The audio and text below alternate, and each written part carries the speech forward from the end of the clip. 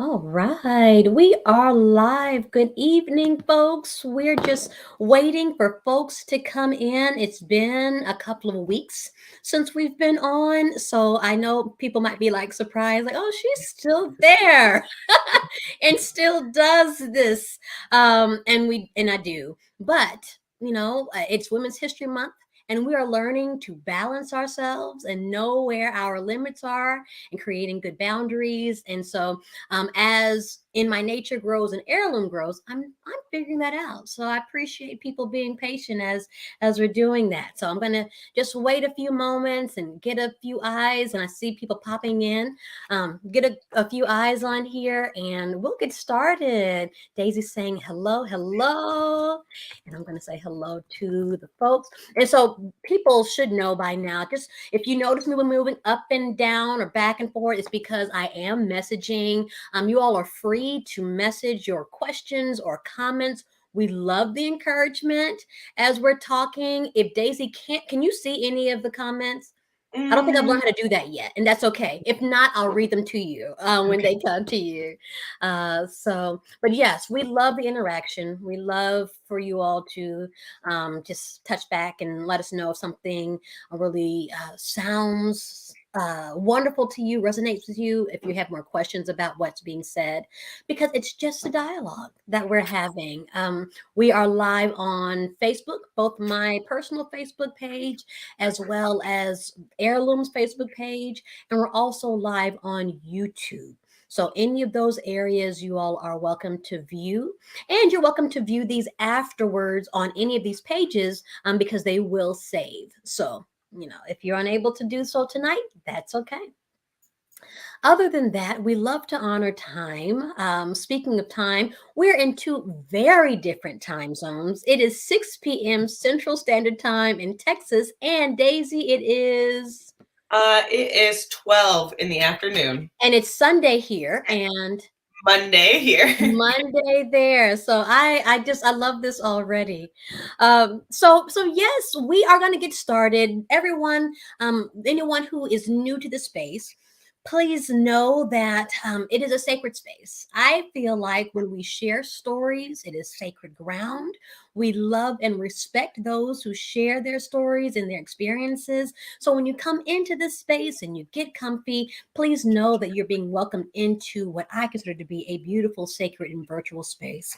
So I am Dr. Monique, and I am the founder of the Heirloom Foundation that began about a year and a couple of weeks ago. Heirloom Foundation began after a conversation I had with my grandfather about our family land. Him and my grandmother had the foresight to purchase land near College Station, Texas, and we still have it in our family to this day. And I know that he wants to ensure that this land continues to stay in our family, but that we also use it to make an impact somehow. He has fed people on this land and hosted family functions on this land, and we want to continue that legacy. So, as we are learning what that's going to look like, we're going to grow financially with grants and all other types of donations and sponsors. We still want to create a virtual space here. Yes, that land is going to be developed, but we want to create this space where we are inviting people who also have their own unique connections to the land, how they had these connections, how they started, what's come of it, how they've grown, all of this wonderful storytelling. So, with that being said, I want to introduce Daisy from A Pocket Full of Hay. Daisy, you want to say hello? Hello, everyone. How are you all today? Please tell us a little bit about yourself. Just some background stuff. Well, my name is Daisy. I'm originally from Southern California, Orange County. For those who don't know, it's below Los Angeles and above San Diego. Um, it kind of gets thrown in with Los Angeles, but where Disneyland is, that's Orange Oh. County. Okay, we all know then. Thank you. Yeah. I moved to the Bay Area actually for 8 years before I came here, and the Bay Area was a lot greener than Yeah. Orange County. Orange County is very brown and it's very desert. And then I met my husband in the Bay Area, and he is from New Zealand. And so we came here to visit, and then we came again for like 6 months. And then it was like, the place is so green. I want to live there. And so we moved here, and it's been quite a long journey living in a place that's similar but so different. Yeah. And then after 10 years of being in New Zealand, I was like, I just really need more space. And I just want to be able to go outside and just like be surrounded by all this green. Yes. And so we started looking for a farm, which originally was going to be potentially Oregon. Okay. I said I can handle the rain now. I've lived in New Zealand. Yes. Yes. What it's like. But my husband, whose mother is quite old now, she's late 80s, Okay. I think. And so he was like, I'd really like us to be able to be here for her as long as we can. So if we're going to live in the middle of nowhere, we might as well do it here. I love it. I know. So we did. We moved to the farm about 4 years ago now. And actually, it's been really good because there are no animals that kill. There are no predators. So kind of learning how to care for everything without the added worry of like coyotes or wolves or any of that. Was it brought a lot more safety for me feeling. Yes. So you also have children. I was going to say little ones. Yeah. Clearly not. I know. I met one that certainly is not little. Yeah. Tell me about your children. I do. I have 2 children. They were both born in New Zealand. My son was a happy surprise. And the best thing ever, because then I decided to have a girl. Well, I didn't decide it was a girl. I just decided to have another, and then was very blessed to have a little girl. Yeah. And my son, when he was 6, was diagnosed with Asperger's, which I just pulled him out of school, actually, after that first year. And then he was diagnosed, and it made all of a sudden it made a lot of sense, like why school was not his jam. Yes. How that was not for him. And then reaffirmed my decision to bring him home. Yes. And I'm always with them. Yeah. Yeah. I love it, but it's a challenge. Obviously, like all things, but it's also been a beautiful learning experience for me because it's like I have found that if you look at it the way that I do, it's very much about seeing, why am I upset about this? What is this bringing up for me? Yes. And when you do that, you kind of go like, wow, that's not even my drama. I don't actually need to be upset. Yes. But I can be here as a comforting source for you. Yes. I love that. Learning how to separate those emotions. Like it's not my emotion. Yes. But I'm here to hug you. You have been, I want to say, the third family that we've had dialogue on in My Nature that's had a child on the spectrum. And everyone has in some way kind of expressed the fact that learning about what it means to have a child on the spectrum is almost like it creates a mirror for yourself and causes you to go a bit deeper in your own understanding regarding the things that could be a trigger. And then you're starting to ask yourself questions about triggers, your own triggers. Why is this a trigger, right? Is it necessary for this to be a trigger? Is this a battle to be fought? Like I'm hearing so much about how people are being taught by this experience. So I'd love to get into that a bit later, if that's okay, regarding A Pocket Full of Hay. So you have been now over 10 years, right? Because you were there in 10 years. And you've been in New Zealand for over 10 years. And I think, unfortunately, most of us in the U.S. have such a limited idea of what it means to live somewhere or to imagine a place that has not been portrayed in the movies. Can you tell us what it meant for you to shift into this new space culturally? What did it mean for you to go from California in the U.S. to New Zealand? It was huge. Like, food tastes different. Yeah. And like I did a degree in Mhm. psychology, um, as well as a degree in business management. And I remember when we were doing the psychology degree, we talked about culture, and we Mhm. talked about how when you're immersed in culture, you don't always see it, Yes. but when you leave, Yes. you can look back and go, "Wow, I see it now." Mhm. And so we all speak Mhm. English. Mhm. Mhm. Um, in New Zealand, but it's like these small little things, and it'll Mhm. be like I try to make a joke, and then it's no one gets it, Yes. and I'm, you know, and people are quieter, and Mm. I am not Mhm. quieter. I try, but like it's not a part of me. I'm Yes. loud. I'm gonna be Yes. loud. It just Yes. is. You're going to show up big, and that's a good thing. I love Yes, that. yes, and so that also was like a huge adjustment, though. Mhm. Like, why am I the only one that can hear myself in this restaurant right now? Yes. Why is everyone looking at me as I talk? Like Yes. I'm used to being looked at for like because in Orange County this was the black population was only 5%. So I am Mhm. used to being like, oh, you're the only one. Yes. But I'm not Yes. used to being you're the only one and you're loud. And you're Yes. so loud. Really standing out. Yes. So I love even if I that. wanted to hide, I couldn't. And it's super interesting because New Zealand, in a lot of ways, is even though we live in the future, we're like Mhm. very behind, Mm. Mhm. and so Mhm. it's just slower Yes. and like calmer, Yes. and You it's mentioned very being behind, like, in the best way, yes, Yeah. yes. Well, I'm mostly. I Mhm. feel like In sometimes some of the best ways, right. Okay. there's sometimes where I'm like, let's catch up. Come on, we like Yeah. I moved on. You coming? Yes. Yes, Me let's do it. but for the most part it's really nice, and that's like that is one of the things because it is slower and like it's calmer, Yeah. there isn't this sense of anxiety all the Yeah. time.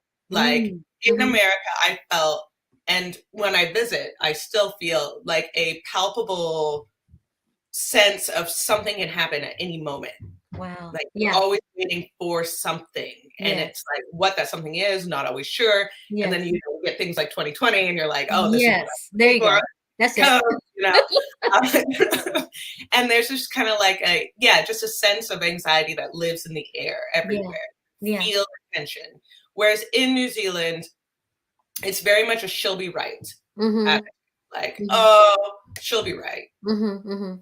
We don't need Mhm. to worry about it. It's going to be Yeah. fine. Right. Hmm. And Okay. that was extremely, for me, that was extremely helpful because Yeah. my mother was quite an anxious person. So then Mm. I was also anxious. Yes. And then moving here was like a way to kind of like settle in and go, I don't always have to be worried that a thing will happen. Right. Right. That, yeah, we're gonna put a pin in that one too, because the anxiety part, a lot of us, I think that if we were to admit that we have it, we generally don't. It's not until recent years that Mm, we've tied a lot of anxiety to societal issues. yes. I think that we're always wondering of whether or not it's something we've inherited. Mm, But I think that generationally we're inheriting societal anxiety, which is different from inheriting it from our own, little pod, our family. So, okay, we're going to get into that. So let's talk about your eco journey. Let's yes. talk about the start of your connection to the earth, however that began, your first memory, if you ever even had such a connection, and then what that has transformed into over time. Yeah. I was actually talking to a friend of mine yesterday a little bit about nature, and we were talking about just the way you go to nature, and it's almost like your inside and your outside Mm. match all of a Mhm. sudden, like there's this Mhm. coming together. um my very first experience that I can remember was going to visit a friend in the redwoods up Mhm. northern California way.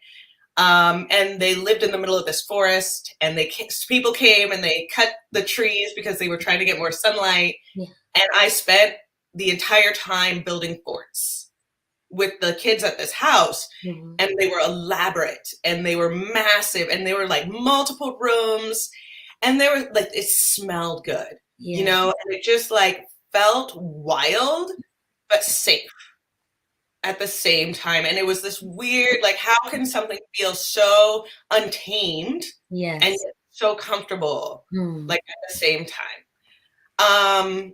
And then fast forward a little bit, and we had this park near our house called Irvine Park, and we would go there 3 times a year, every year.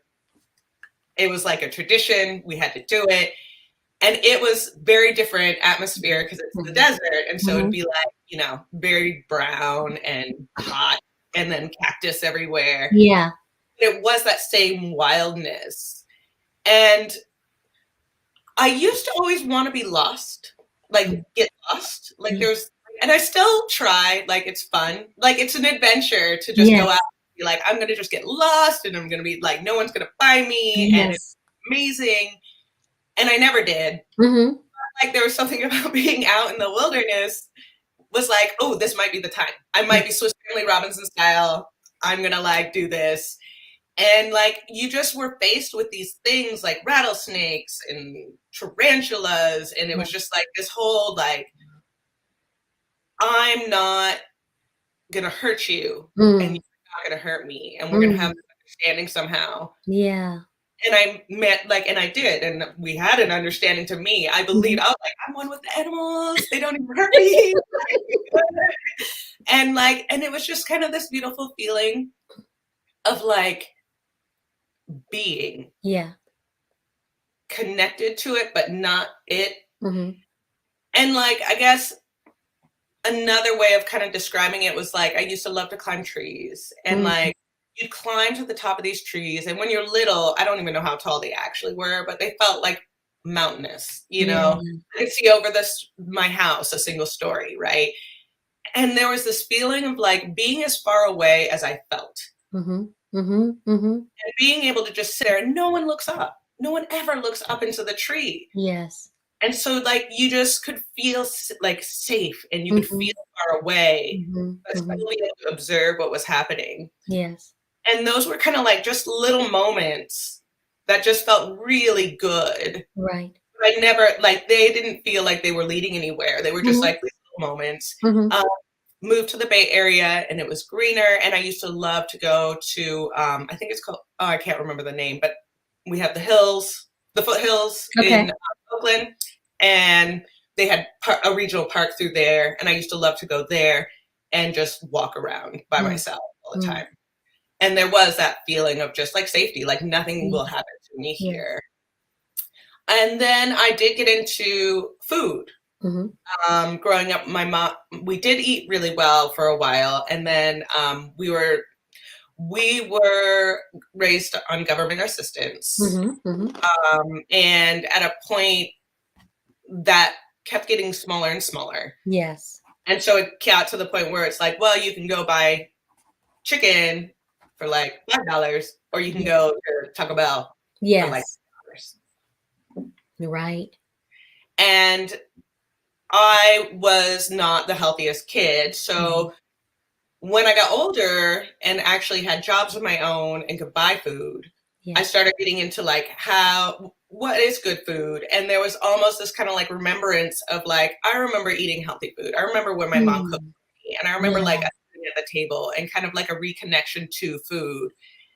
And it was like, and then I went natural because I straightened my hair for a while, Yeah. and like, I just, oh, here we go.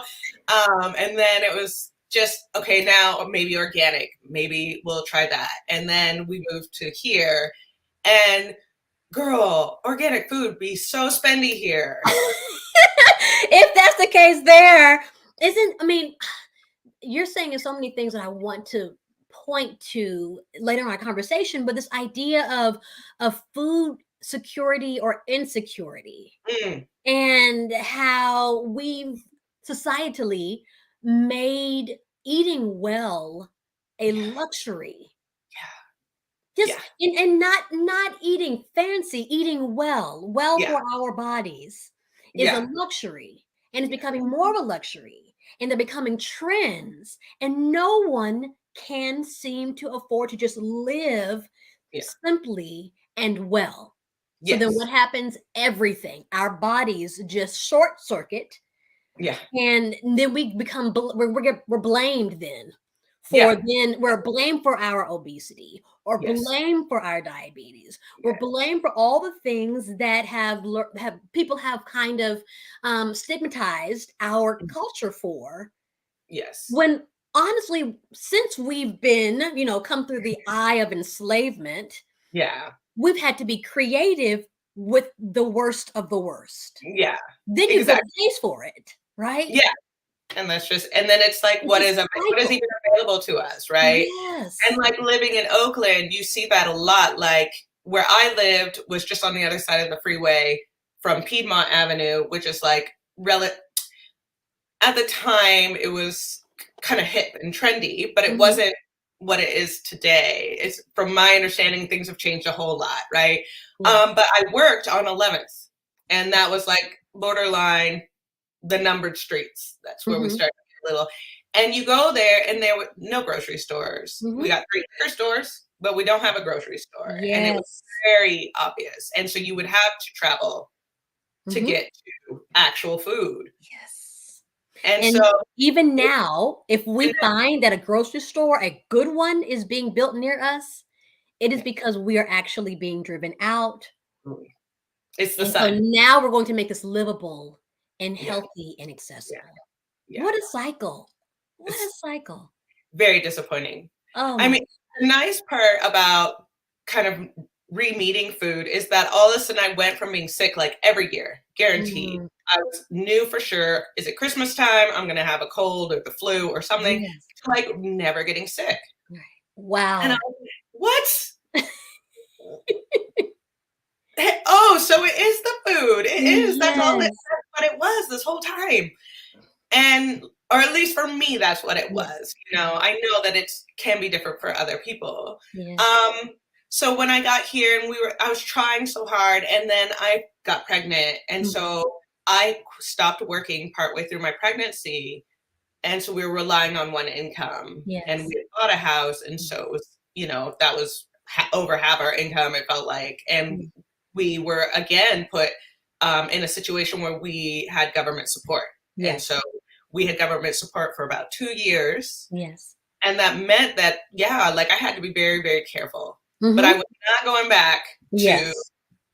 eating poorly. Yes. So I just had to be very inventive about how we ate. And, yeah, this chicken's going to last for 3 meals. That's how Right. this is going to go. Like, Mhm. and Mhm. but we're all going to eat. And I would Yes. rather not buy anything but food Yes. if I have to. Mhm. Um, but things started getting better, and we finally kind of moved to a new space where we weren't reliant on government funding. But I'll tell you, that transition, there's Mm. this space, I don't know, like if people talk about it, there's a space in the middle Mhm. where you are no longer eligible for government funding, but you are not making enough Yes. to Uh-huh. actually survive. It's whispered about. Well, I People want to say it know. real loud and clear Yes. that Yes. it's a horrible position to be in, where Mm. you're just not enough for this, but not enough for that. Yeah. And like that was for me the hardest part, was kind of Right. navigating that space Yes. while trying to ensure we had clothes for a growing toddler who Yes. is growing so much that you Yes. literally have to buy clothes every 3 months. It's just like they just in front of your eyes. You're like, time is passing in front of me right now. Yes. But we did manage to get to the other side of that. And Mhm. then we were very, very fortunate to have bought when we bought, because housing prices in New Zealand, like everywhere, it feels like, just increased Ugh. astronomically. It is Yes. stupid. I don't know how. Even Yep. when we bought, we were the height of the market at that exact moment. Wow. And the only reason we could buy a house was because my husband sold his house Right. in the Bay Area. That's literally the only reason we could have afforded a home. We would not have been able to at all if Mm. it was not for that. Mm. And I look at these people now, and it's like, how are you able to, like, And how? everybody's just not honest about how they are. Like, how we ask those questions, and this could be a whole different dialogue about social media. But people tend to show the best of their circumstance. And then when people are like, literally, just can you just share the the steps Exactly how are you living in such a way that you can afford Yeah. to do this, because it is not accessible, Not not at to all. middle class, not even to upper middle, Not at even. least No. in how it was defined before. Yeah. Tiffany Robinson was saying, sadly, our urban planners also ignore the issues of food deserts. Um, Yes. and Girl. it's not it's not something that people care to think exist and have to deal with themselves. Yes. It is, what we tend to do societally is we blame the poor or Oh, those who are in transition. all the time. All the Gosh, we time. can get into all. Okay, we can get Oh, all. Okay, I know. okay. No, I'm trying to get back it's to also plan. deep. Also, Okay, so let's talk about, you all did not. You were getting there. You all did yeah. not go to New Zealand immediately thinking you were going to be on a farm, but No. now you are. So Yes. what was the start of your thought about Yeah. creating this farm space? What did it take for you to do that? So it was this moment, like I'd finished uni, and I think I just wanted a new project, partly, maybe a little bit. I need to be busy. But it was like this kind of moment of like, I joined a co-op. That's it. I joined a co-op that was doing organic food so I could afford organic food. Okay. Um, and it did help it be more accessible, and brought it closer to what it was at the grocery store. But I had to be, again, very creative about my meal planning and really like mind my budget type of situation. Yes. And then I thought, like, why? Mhm. Why am I doing this? Food grows in the ground. Ye- Like literally. There we go. And because I was homeschooling, there was kind of this like, well, I'm always here Yeah. and I'm available. And then just like they were part of the problem with the housing situation in Auckland, at least, because they put all their resources into Auckland. Mm-hmm. And there are plenty of places to live, but the jobs, everything gets pooled in like the main city centers, and Yes. Auckland is one of the big ones here. And so they were wanting to develop more Yeah. and more. And so where I lived, they were planning like a condo, a bunch of Mhm. condos, and then they were going to put in this like 3-story apartment complex. And I just was like, do you know how many people that's going to be? Yeah. Like the roads here, they don't even have like 2 lanes on each side. Right. And then they're Mhm. going to try to put all these extra cars here. Yes. Yes. Like, Right. and you can see the traffic lined up in the Right. mornings in front of my house. Right. And how it's not going to get better. It's Yes. not. Yeah. And so it was that, like, I want to be able to go outside and have Mhm. this space. All these Mhm. people, I can't with Yeah. all this people and this energy and Yeah. like hecticness. Mhm. And I want my kids to be able to go outside safely. Yes. And I want them to be able to learn as organically as possible. Yes. And I had recently read a book, I think it's called Last Child in the Woods. Mhm. And it's Mm. about the studies of children in nature and how nature is so fundamental Yeah. for development, and especially like certain ages. And like Mm. they specifically talked about girls at 8, Mhm. like a huge deal for them. And there was all of a sudden this moment where I was just like, look, we could just be growing our own food.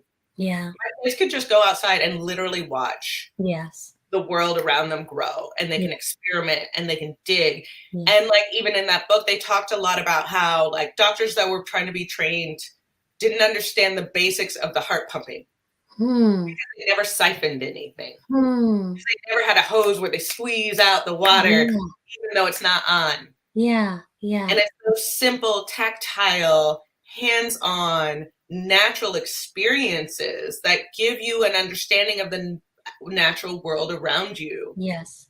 in a way that we can't emulate it at this time Yes. unless we physically do it. Do And it. especially for Yes. kids, their work Yes. is their play. Mhm. And so I was ready to move 3 years before we moved. Okay. I was like, honey, we're moving to a farm. He was like, Yes. no, ridiculous. I don't know what you're talking about. You'll get over it. And I was like, no, but I don't think I am. And Yeah. so about a year of me talking about it kind of warmed him up. And then it was Mhm. about a year looking. Mhm. And then like a little bit of time like off during the Yeah. winter where we didn't look. And then we looked again, and he fell in love with a place that I thought was gorgeous. Yes. And that's, I think, kind of what really like turned over for him. Right. Like he Um, can visualize it now. He's seen it, and yeah. yeah. And he was like, okay, I can see what we can do. And they had lots Mhm. of fruit trees, and it was very like, Yes. oh, imagine just walking outside and eating some fruit Mhm. like off our tree. And it was just so beautiful.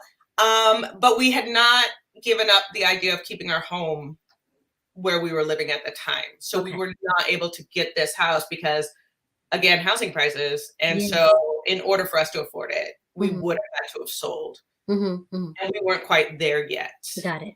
Mhm. Um, so then maybe 6 more months of kind of like casually looking. And then we found this place, Mhm. and it was just like, this is it. Yeah. This is it. We're ready Mhm. to sell Yeah. everything. And it was so, like when it's right, it's right. Right. And it's like the family wanted a long lead time, and we needed to fix our house and sell it. And Yes. so the lead time was the perfect amount of time. Yes. I don't know if the real estate agent was like 100% true, but he was Mhm. like, there were multiple offers. Ours was not the highest, Hmm. but our terms were the best. Okay. Okay. And so I believe it. I'm like, whatever, I'm just going to believe that because Yes. it feels so good to me. You But need to believe yeah, that too. I, Yeah. and so just knowing that we were able to give them the space and the time that they needed, it gave us the space and the time that we needed. Yes. And then we moved in, and we sat in front of our little fireplace and just had a bottle of champagne, and just we did it. Yes, yes. Now, did you come in with all kinds of horticultural experience and was ready to just transform this land? How did you start? What was your first plant? Um, oh no, I knew nothing. Like, I mean, we tried to garden at my old place, so I knew like some real simple basics, but there was no experience whatsoever. But I was like full in. I Yeah. was like all the plants, and we moved in November, so for us that's like mid spring. Okay. And so I just went and bought all the seedlings Hmm. and went ahead and put them in this massive garden. Like I had one little space before, and it was like now I have 15 beds, Yes. and I'm just like, okay, fill Mm. up the space. And then it's just like, well, do these grow together? I don't even know. And I was just like, chuck them in, whatever. Yes. We'll figure it out. It'll be fine. Yes. And then I was like, I have to have a cow.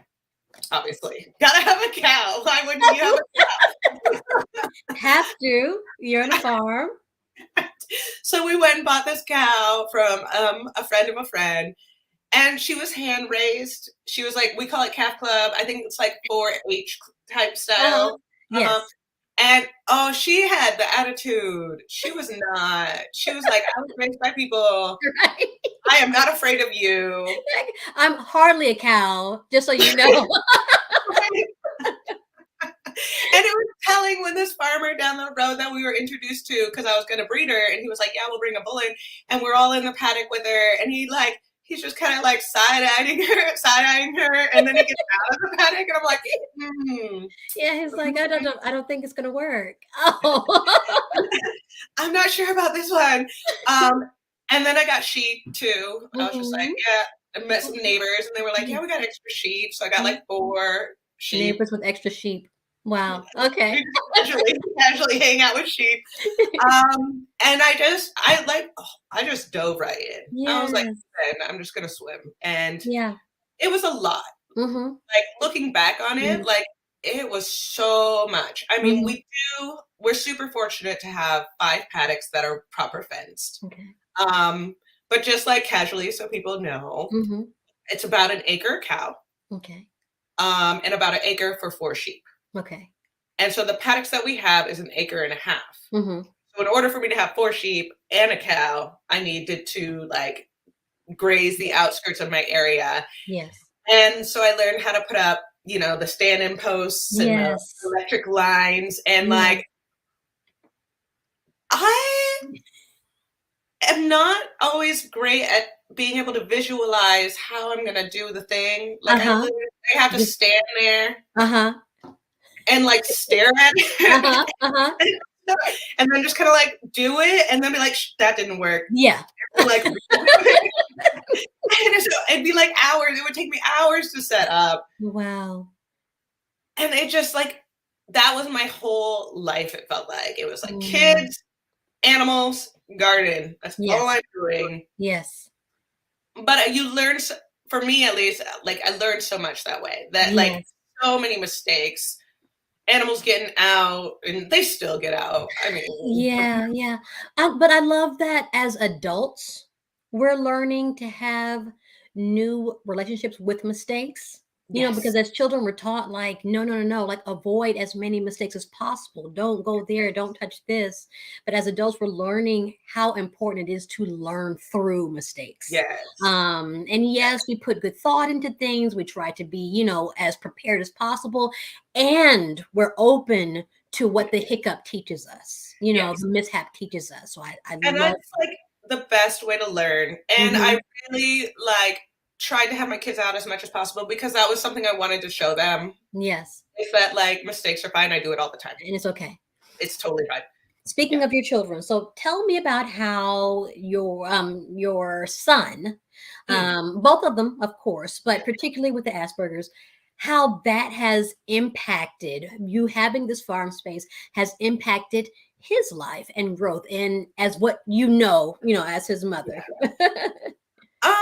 It's really interesting because I feel like it has just given him space Hmm. to Hmm. kind of like, he could just be in the city, and he loves the city still. Hmm. Like when we talk about it a lot, and like one thing we used to love doing together, and he like we both walk really really fast. Hmm. We like walk through the city really really fast. My daughter, she is slow and she Hmm. is patient and she is Yes. observant and she is Mm. focused, and just me and my son, we're like mission, and Yes. she's like adventure. Yes. That's fine, and Yes. it's beautiful, and it really taught me. Destination versus journey. Yeah. Yes, and so I'm like, I can slow down. That's fine. Yes, I can see Yes. what's happening. But when you are in a city environment and you are operating in a way that is not societally accepted, Mhm. Mhm. then you run into issues often. Yes. Mhm. And Asperger's is an invisible disability. Yes. Mhm. So my son looks normal, Right. What normal is, right? right? Mhm. And we'll go into a store, and it'll be like someone will say something to him and he perceives it as different than maybe Yes. how they were intending it, Yes. and he reacts in the way he Mhm. perceived it. Mhm. Mhm. And then people get all like, Worked up and yeah. what are you doing with your child in my Mhm. day? Like all Mhm. kind of comments, and you're like, you don't even know. Right. Like, and Yes. what does it matter to you? Why? Yes. Like, and that was that whole like, Mhm. wow, Mhm. do you need a child to respect you in the way Mhm. that you perceive respect being Right. given Right. order to be an adult? Right. Or can we pull back as adults for a moment? We talked about this earlier and ask ourselves some questions Yeah. when we encounter a child or a teenager who might respond differently than what we would expect. So Yeah. you have 99% of kids, which is not true, but respond in a certain way, and one doesn't. Instead of reacting to the one, how about the adult in us says, "Let me ask questions about what that reaction might mean." And we're the adults. And the I'm the fact adult. that we are going to put that standard on them Yeah. Mhm, that we mhm. can't even, like, I'm sorry, your Right. attitude right now toward me, Yes. this Yeah. fellow adult, Yeah. because my like 5-year-old isn't responding in the way that you expected him to, Yeah. and then you want him to be better than you. Like, Yeah. Yeah. I Yeah. Yeah. really, I'm sorry, I have a problem when we have a higher standard for children than ourselves. Than ourselves. I personally do. That's a whole different conversation. That's good. That's good. That's good. And so are either one of them drawn into a natural space? So you say, son, you can be, now he has the option of being in an environment that does not impose on him. Yes. That is what it is, and he can be who he is in that space. Yes. But are either of them drawn to or attracted to that space right now?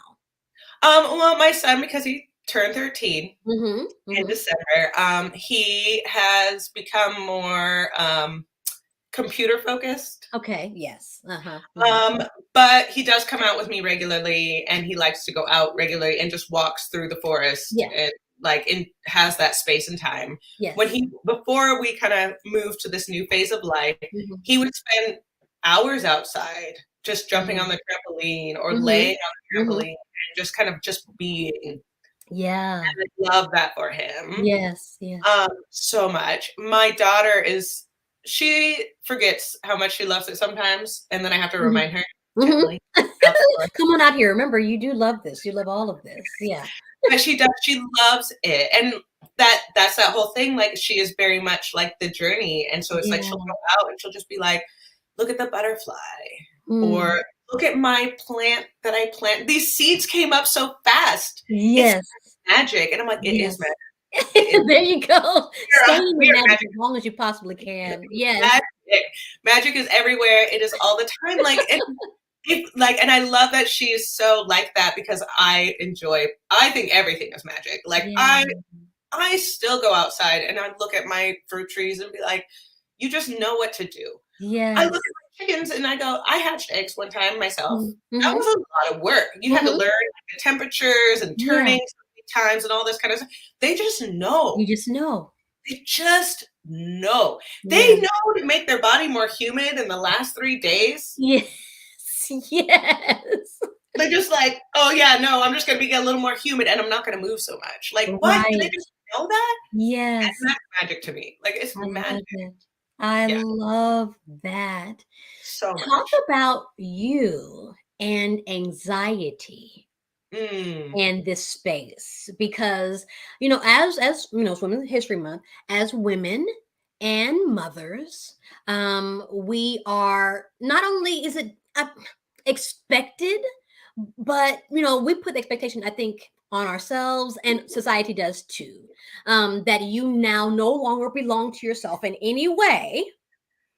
um, but we've learned over time that in caring for ourselves and prioritizing certain components of ourselves, mm, we mm. actually are able to give in a way that is sustainable for the ones who are receiving it and for us. Yes. And so acknowledging natural anxiety that may have, occurred in whatever ways, and then building a space for Mm. ourselves, to be preventative, to be therapeutic, is huge. What is that to you? How does that fit in your story?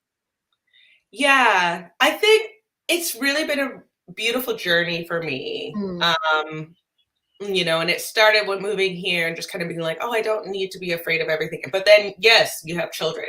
yeah. And literally my entire life became feeding, growing, Yes. nurturing, and then having a diagnosis. And it was like, oh my gosh, so now I have to learn how to talk about my feelings. Because he's not Yes. going to automatically know. He doesn't automatically pick up on my little like cue of the furrowed Right. brow, or Yes. like I might start like moving in a way. So I have to be very explicit. I'm starting to feel Yes. frustrated right now, or Mm, this is making me feel anxious. I need mm-hmm, to take a break. mm-hmm. And just being able to name my feelings was Yeah. so powerful. Mm-hmm. And kind of like, okay, working through this, but like moving to the farm forced me to give up a level of control that I always wanted to believe that I had. That's good. That's powerful. Right. And You didn't actually have it, but no, you fully I believed wanted in to the moment you believe it. did. Yeah. Oh, I was going to control all the little Yes. pieces. Oh, Yes. my plan was perfect. I planned this to the T. Everything needs to go right. And if it didn't, I was going to freak out and Yeah. then replan and then Yeah. reformat. Yeah. And then I came here and it's like, no, I'm sorry. Mm-hmm. Cows work on their own time. Yeah. They move their own way. Yeah. Trees Mm-hmm. grow the way they grow. Yes. A storm can come and knock out a crop. Yeah. And Like, then what? and then, yeah. Mm-hmm. And so it created this space where it's like, I still love to plan. I'm going to plan. I'm a Mm-hmm. planner. I'm Mm-hmm. going to plan. But I don't need the plan to happen at Yeah. all, even for that Yeah. matter. I recognize that this plan is for me so Yeah. that I can feel like I'm putting something in Mm-hmm. my intention. That's Yeah. really what my plan is about. My plan is my intention now. Yeah. Um, and so it gives me a space to start from. Mm-hmm. And I could just move with. And Yeah. I talk like been talking a lot with friends about flow, and just like Mm-hmm. my word of the year is actually flow. And just Yeah. like I want to move in a way.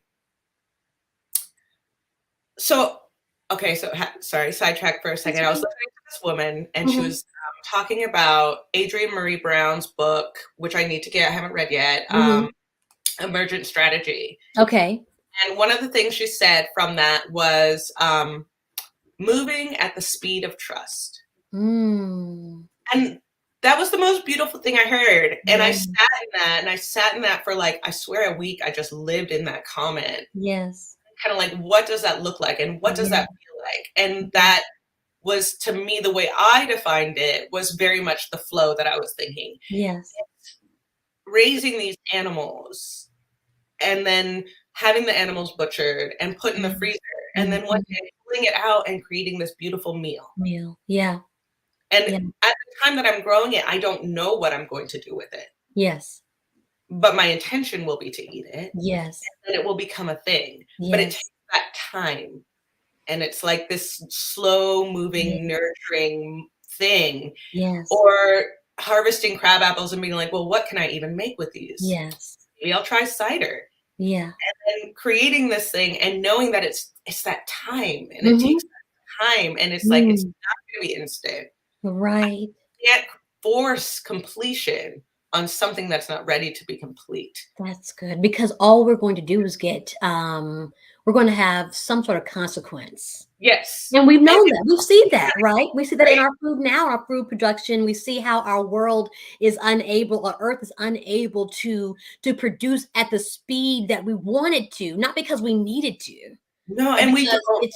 Yeah. it's money. It's money. We want it to go fast. We want to be, fed this thing during its time when it's not in season. So we create all of this pollution to get it on our plates, right? Yes. But I Yeah. love this beauty and this flow and this idea too, like the beauty of being able to create and then feed and nurture your children's bodies, Yeah. with this, with this intention, Yes. really. This Yes. intention. That's so And good. it's just that, yeah, and that slowness and that letting go of time, almost like Mhm. just being like, I trust this food will be on my table. Yes. I trust these animals will be healthy and well. And certainly Mhm. they're not always healthy and well. Yeah. And Yeah. there's a saying, and it's like, if you have livestock, you have dead stock. So, Mhm. oh, that was another really, and still is, difficult lesson when Yeah. you have animals, is that sometimes they do die. Yeah. And that Mhm. is hard. And you can Yeah. do everything. You can Yeah. follow all the rules, and you can use chemicals or not use Mhm. chemicals. Mhm. It doesn't matter. Sometimes they die. Right.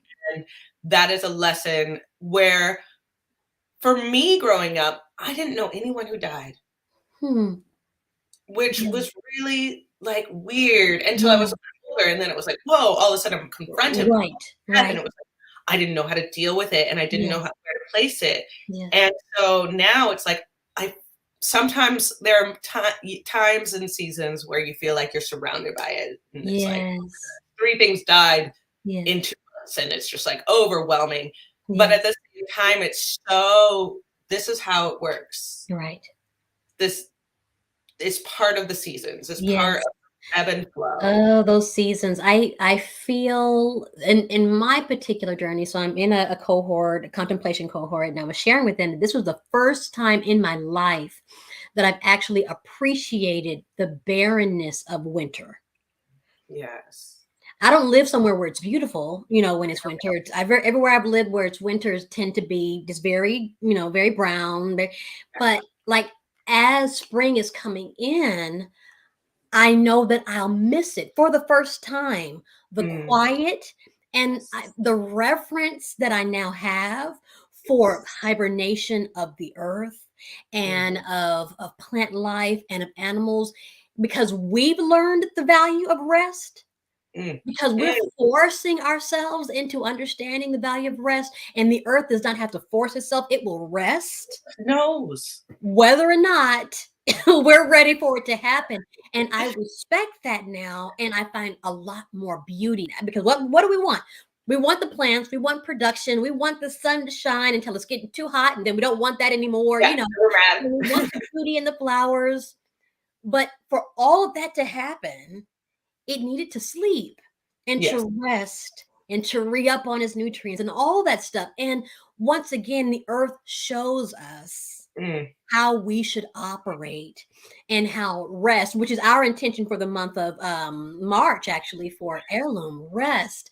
But the work and beauty and magic and anointing in mm, rest. mm. And I hate that we discover that, and I won't say late in life, but later than we should. Yes. As children, we've Yes. got all this energy and we're like, go, go, go. We want this. And, then become adults, young adults, and we think that we're supposed to do and produce. And if we don't, we're not worth anything. Yes. And then a Yes. lot of us are forced into rest because our Yes. bodies begin to fall to pieces far too Hmm. early. Yeah. And even then, I think we fight against it because we feel like there's some sort of negative connotation to not doing, but there is beauty and gift in the not doing. That is so, so true. And that is even that flow and Yeah. that, Mhm. like, how can I move in a way that is restful for me? And as restful as often as I can so that I don't have to be forced into rest. Yes. And I did learn that lesson. Oh no, mm, 2020, my sister came to visit and then left. Mhm. Um, and not even a week after she left, I slipped a disc in my back. Mm. And I was literally forced to do nothing. Mm. And then, Yeah. of course, we know the mess 2020 was. And my Yes. mother actually passed in June of Mm. 2020. Mm. So I went home and did that, and then Mm. came back, and then I was in quarantine for 2 weeks, and there's very Yeah. much just being like secluded from the world. And it was just the whole year was just like, you are not going to be able to function. Right. You are bare Mhm. minimum. And it was Mm. like having a farm though, because when I came out the other side, which I mean, it can be argued, I'm probably Mm. still a little bit in that, like, you Mhm. don't just magically get over stuff, Right. but coming out the other end and being ready to interact with the world again. Mm. Mhm. And, going into the garden after almost neglecting it for a year Yeah. completely and finding self-seeded food. And like, Finding that it did what it does. yes, it didn't even need me. It was like, I don't need you. I'm gonna grow. Yeah, Don't I've worry. got I'm this. here for you. Wow. I'm here to nurture you. And it was Mhm. just like, and that also made me think a lot about like my relationships and what does Yes. reciprocity look like? Yes. And Oh, what yeah. kind of relationships do I want? I want relationships like my garden. Let's just Yes. be That's real. that says, you know what, she needs to rest because of things that I might understand or might not, and I will still give and produce, trusting in the fact that she would do the same for me, right? Exactly. That we And can I find those friendships. Oh, And it's like this whole like love when I go out and it's like, oh, I'm gonna put compost on my garden and I'm gonna yeah. feed the soil. And it's like, and I know I'm doing something so beautiful for it, but it also looks beautiful. Yeah. It's like it shows me you did amazing. I really appreciate what you've done for me. Yes. And I just Yes. mm, That's so wonderful. so Listen, beautiful. I don't know how we got to just 7 minutes left because I got like notes what I'm talking about. But let me just give you a few minutes to talk about your newest initiative. And then we're going to just invite people into our social media spaces, do an affirmation together, and we're going to wrap up. So it's going to be a nice 7 minutes. So talk about your current initiative and a pocket full of hay.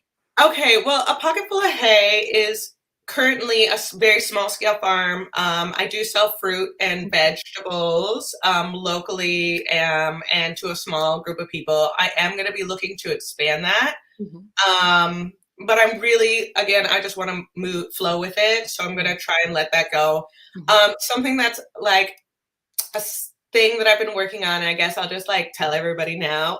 Please. I'm writing a book. I'm in the middle of writing a book. Um, Yes.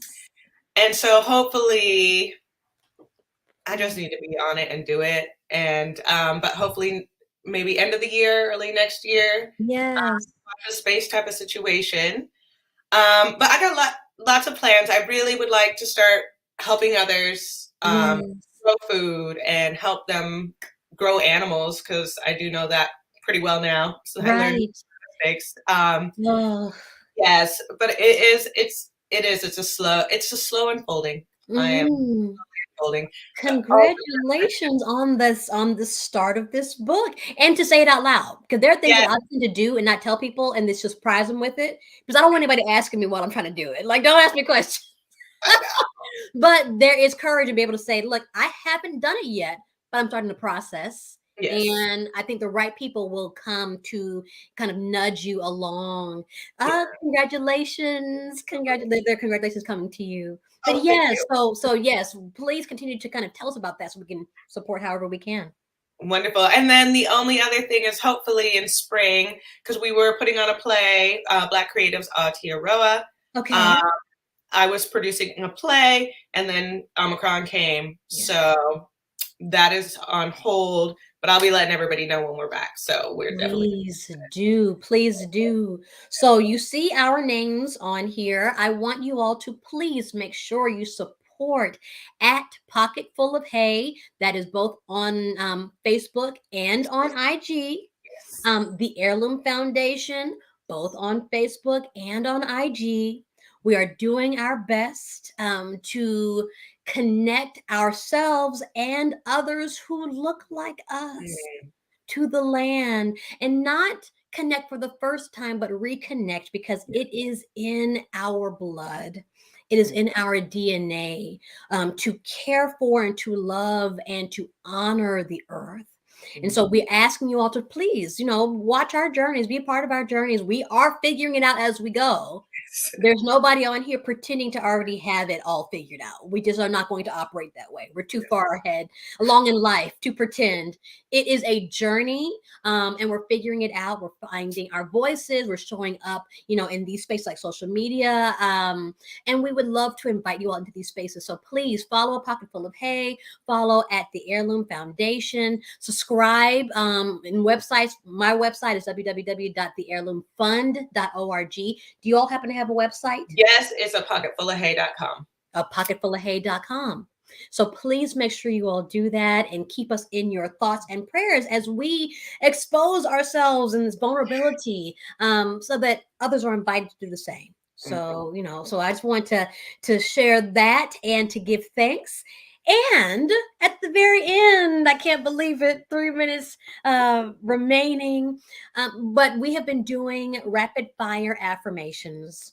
And so it is very simple. I will read a statement, and I just want you to fill the blank with the first word or, a few words that come to mind. That's it.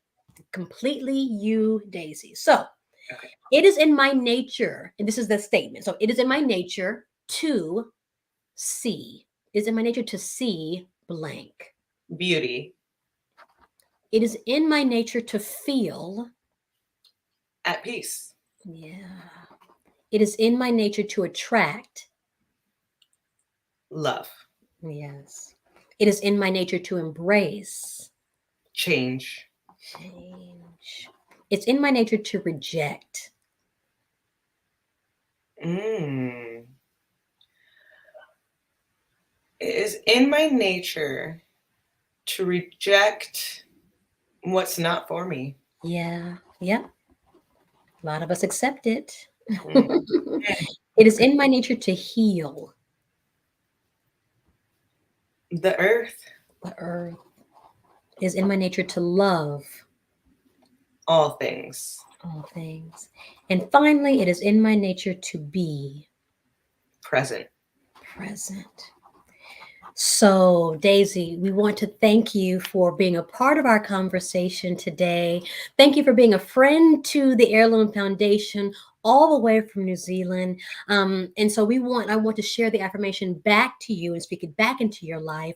We hope and pray that you and God will co-create this space and this world around you where you see beauty, feel at peace, attract love, Embrace change, reject what's not for you, heal the earth, love all things, and you are present. Yes. So we thank you, and we thank everyone who hung out with us this evening. We will be back on next Sunday with another wonderful guest. But we want to thank Daisy. Don't forget to follow and support at A Pocket Full of Hay on Facebook and IG. ApocketFullOfHay.com is their website. Please subscribe. The Heirloom Foundation on IG and on Facebook, and at theheirloomfund.org as a website. So we thank you again. Have a wonderful and restful evening. Bye.